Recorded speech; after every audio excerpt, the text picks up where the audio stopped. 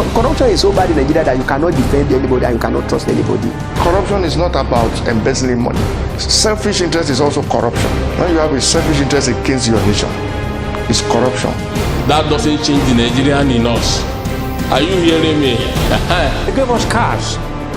And when they gave us cars, I refused it. Otherwise, I won't get a house in Bodija Estate. What's the problem with the Southerner becoming the chairman of Nigeria? I don't know. We have problems.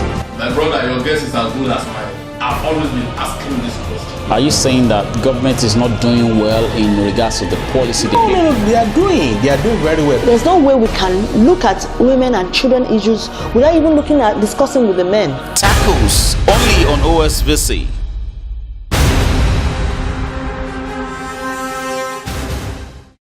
Hello viewers, you're welcome to Tackles today on OSBC TV. My name is Adeoye. On Tackles today, I have a guest in the house. It's a psychiatrist and also a psychologist. He is a medical practitioner, Dr. Adeoye Oyewole. How are you? Yes. Okay. I want us to look at some things, due to your field and the kind of things you preach. Being a psychologist, and I want us to just look at things that pertains to our culture on the show today.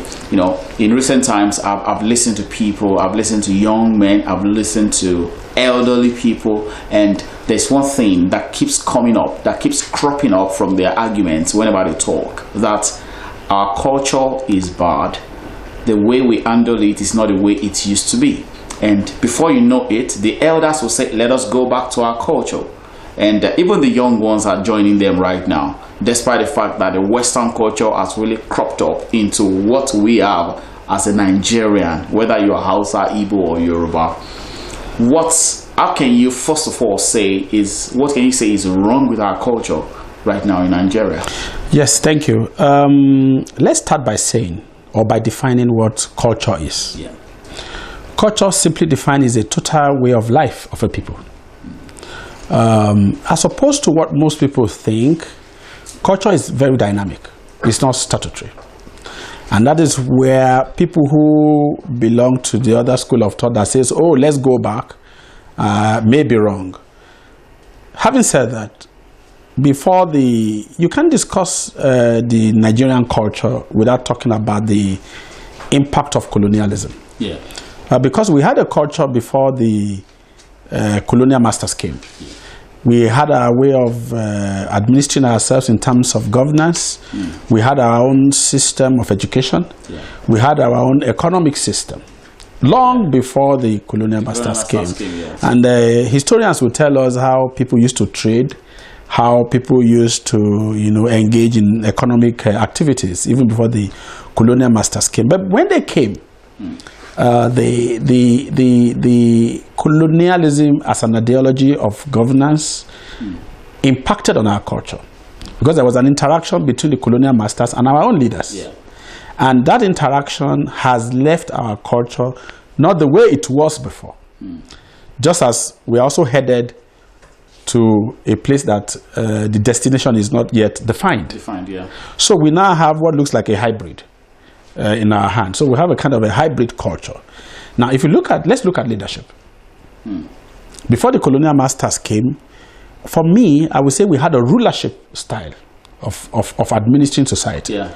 We had the Oba, who is the Kabiosi, yeah, somebody you don't question. Yeah. The Oba too was not ruling alone. He had the Generalissimo, who was the leader of the army. And then he has the priesthood, who was most likely in the Yoruba culture, the Ifa oracle. Yeah. Such that when the Oba took a decision, they also needed to check up with the Ifa priesthood, who would say whether this decision is right or not. But it was an elitist class. The Generalissimo, the priesthood, and the Oba were an elitist class. There is very scanty in literature that showed whether there was so much interaction between the people that were being governed and this elitist class. So their model was a kind of a rulership thing. So each time there was a problem, even amongst them, and they had to, do something about the leaders, whether a leader misbehaved or did something, and had to be sanctioned. It was all within them. and then you will say that a king committed suicide. Even if he commits suicide, they will call the masses to come and look at, even though he had been punished by forcing him to commit suicide, they will say he had become water. He had become stone. We should start worshipping them.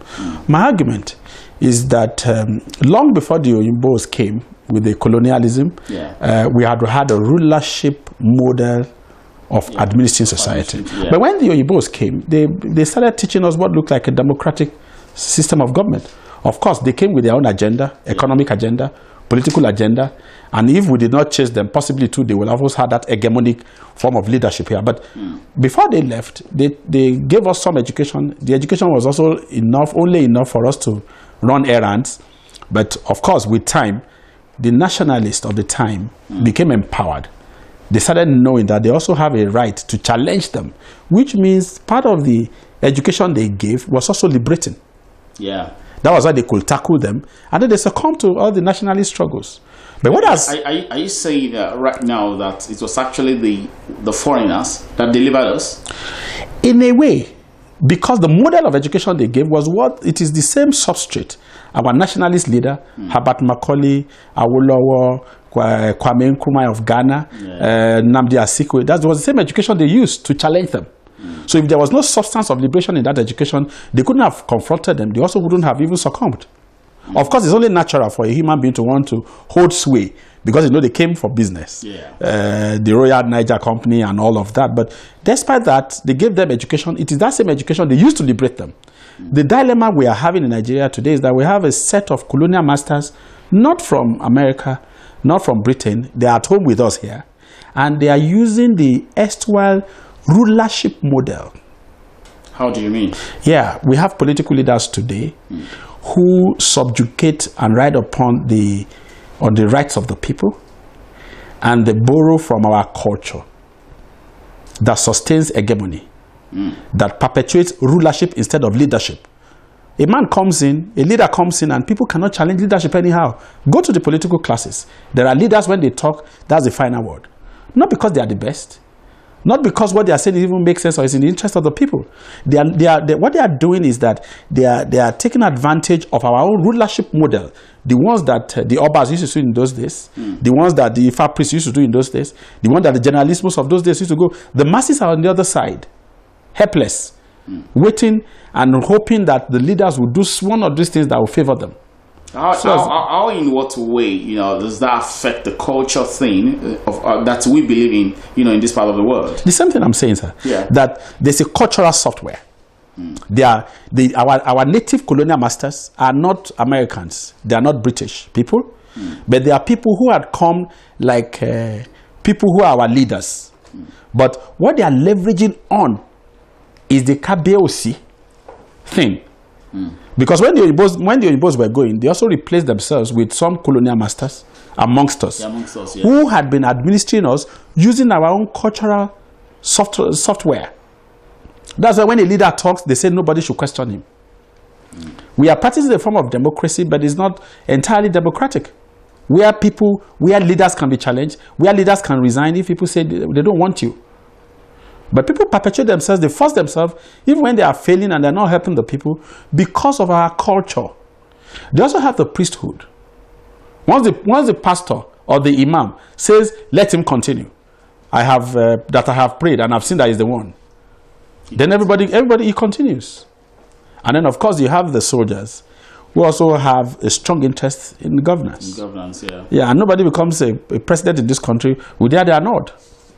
What we call democracy is not yet fully functional here, and the barrier is the culture. The culture. Yeah. So in what way can we probably maybe amend the culture or get it restructured in order to fit into our democratic system? Yeah, I think we need to interrogate culture. Even when you go to the universities, most of our scholars, they are sympathetic towards our culture. What they do is if they say the Oyibos have a way in which they rule themselves, if they say the Oyibos have the way in which they do commerce, what our scholars do is also to say, we have a way of doing our own. That's not how to study culture. Culture must be put on the table and interrogated.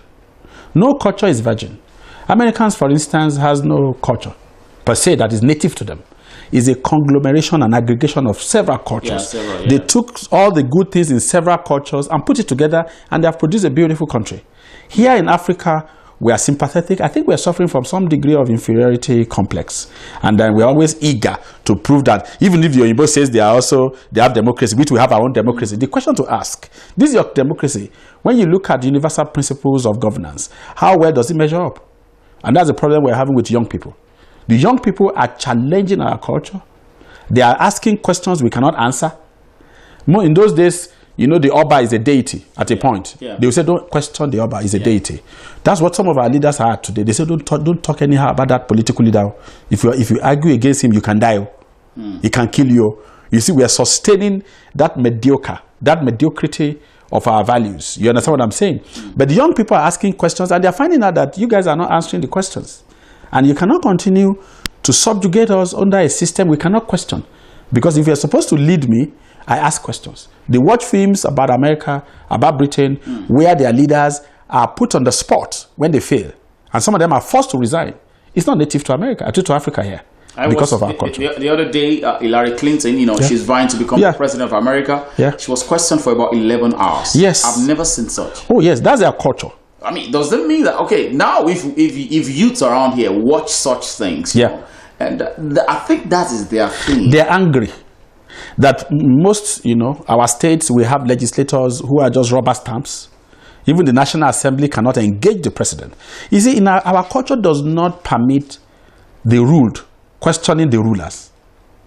And when you have that, what you have is that you don't have enough facility for governance, because no single person can provide the facility that is necessary for successful governance. And that is why in their intelligence and experience, they say there are checks and balances. There's the judiciary, there's legislative arm, and there's the executive.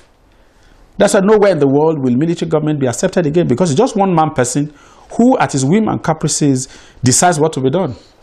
And doesn't help, because they found out that no singular person has all that it takes to govern society. But in Africa, the mediocrity of our values, some of our cultural values, are being perpetuated in a rulership model that desecrates leadership. Unconsciously, we are just just playing along with it. We're playing along, and we don't, and it's not being interrogated. We need to put our culture, albeit there are some very fantastic parts of our culture. Yeah. It is when we interrogate it, we see the good part, then we see the bad part. Yeah. We cannot just be saying, we cannot be reacting to the standard. You understand what I'm saying? We should sit down and say, okay, this one is not helping us. Let us look at ways in which we can govern ourselves better. And that's why a lot of young people are on the streets, smoking marijuana, violent, armed robbers, because they are asking fundamental questions. They are asking our culture fundamental questions, and we have not been able to answer it. So tell me, how did it work in the 60s, in the 70s, but now it has gotten so bad? Yeah, because weren't the youth in the 60s, 70s, even the 80s? The youth were educated and they were fighting the colonial masters. We still go to school now. Oh yes, but the school is different now. The people who were educated in the 50s and the 60s have become colonial masters. They are using our own cultural software to silence us. A good number of our nationalist leaders could challenge the Oyinbo people with the very knowledge they gave to them. And they didn't have a choice but to succumb. Now, if you challenge somebody older than you, there are so many proverbs, remember? Myths and superstition. That you don't use being older than somebody more than for you to take advantage of the young. I don't know whether that doesn't make good sense. But these are things people say. And there's this belief that once an elderly person talks, then the other person should keep quiet. Communalism is part and parcel of our culture, but it stifles mental capital development. Because in communalism, you only have a leader who will speak on behalf of all of us, even if all of us don't agree. That stifles development, and it affects leadership. Viewers, we'll take a break now, and we'll be back on Tacos today.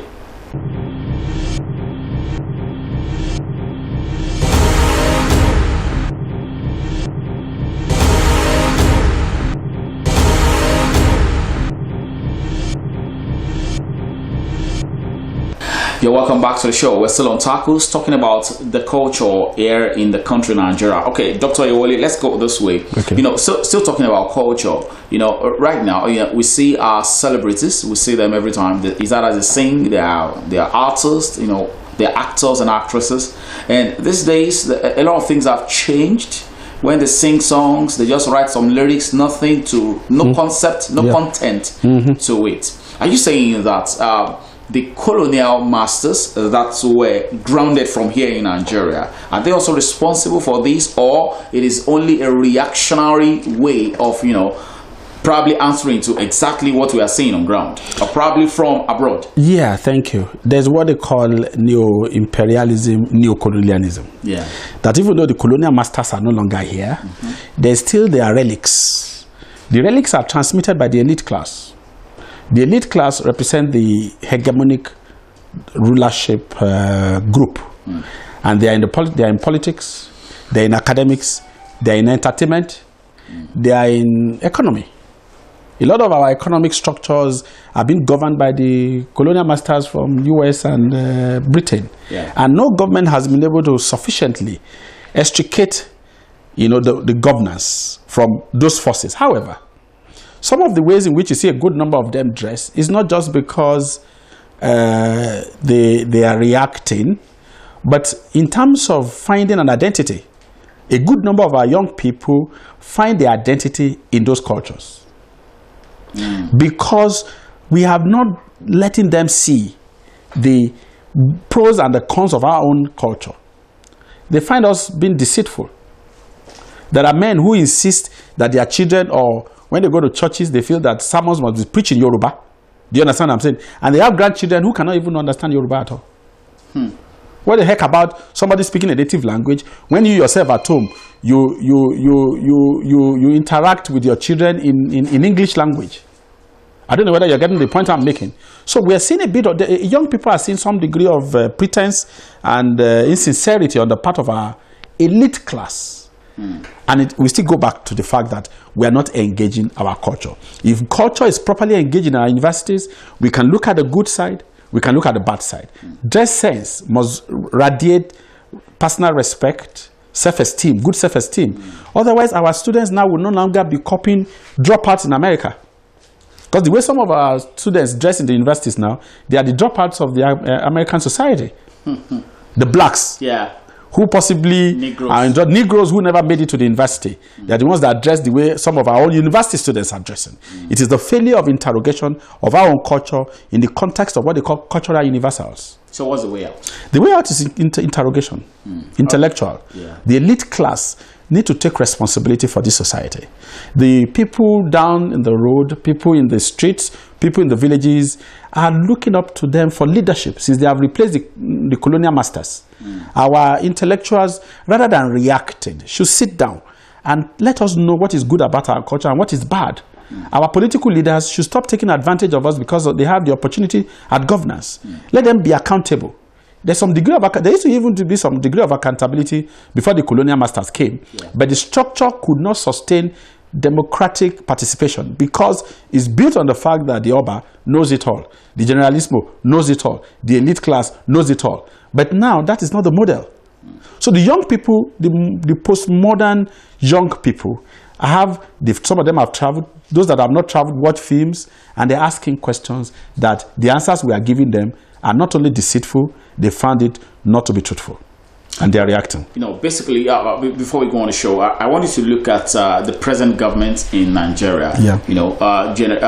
President Buhari has come out, to put in a lot of things that we have to find corruption to stand still. We have to do everything possible. In what way has culture affected leadership in Nigeria that we need to still interrogate that same culture in order to restructure our government? Accountability. Our culture, pre-colonial culture, does not entrench too much of accountability on the part of the ruler. As a matter of fact, it's an insult to say that the Oba should be accountable. Because the Oba in those days will go around and confiscate people's land. The Oba in those days will go around and take people's wife.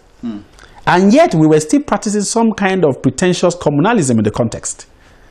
So our culture feeds the greed in our leaders and then also immunizes them from being brought to book. Is the culture. The religion has not also been able to challenge it because the religion is also an accomplice. Our religious leaders are accomplices to it. The educational leaders, the intellectual bloc too, has also been accomplice. I mean, you can't talk about the military alone when it comes to corruption. no military government survived without intellectuals, isn't it? It's not only the soldiers alone that were embezzling money. No. They use professors. Yeah. We have professors who have had different kinds of offices in Nigeria here. We also have pastors who pray for them, who cannot stand up and say this is bad. So you see the three forces still working, leveraging on culture. And that's why corruption looks like one monster. It's not a monster. We just need a leader who is courageous, a leader who commits an elitist class suicide. And challenges culture, interrogates culture, and employs cultural universals to engage our practices and remains true to them, and let the systems work. That's all. It just takes courage, not rhetorics. Wow. Because I've been speaking with Dr. Adeoye Oyewole. You've been talking about culture in Nigeria today. No matter how we look at it, we cannot run away from our culture. It's already part of us. And just like he said, that culture needs to be interrogated in order for us to move forward. That this has to do with the leadership. And I want to believe that the present government, they're trying to work at it one way or the other. Yeah. They're trying to make something to work, in that regard. Yeah. Cutting across all the ethnic groups in Nigeria. And we believe that all that, shall be done, and eventually you will get something positively out of it eventually. I want to say thank you so much. Thank you. It's my pleasure. On the show today. It's my pleasure. Well, and until next time, when I shall come your way again on Tacos, my name is Deji Adefila. Thank you for watching. Good evening.